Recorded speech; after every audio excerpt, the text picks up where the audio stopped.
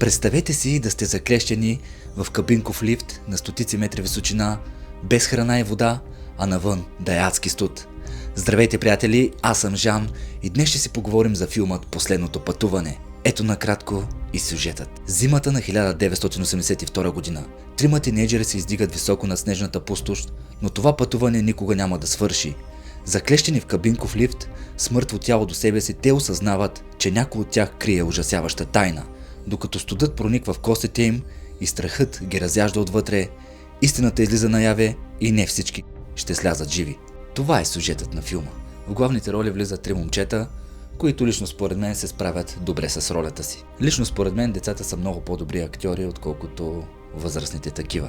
От към актьорска игра аз нямам никакви забележки.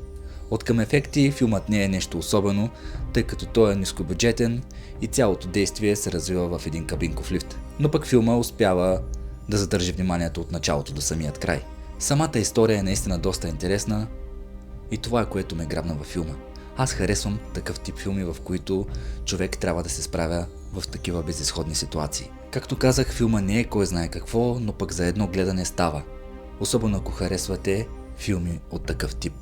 Ако трябва да му дам оценка, аз му давам 6 от 10.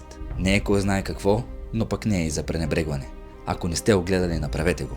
Надявам се днешното видео да ви е харесало, скъпи приятели. Ако е така, не забравяйте да му оставите по един мощен палец нагоре в подкрепа, да натиснете хайп бутона и да се абонирате за каналът ми с камбанка. А ако искате да гледате друг подобен филм, може да гледате видеото ми за филмът "Замръзване", който е много сходен между другото и доста интересен.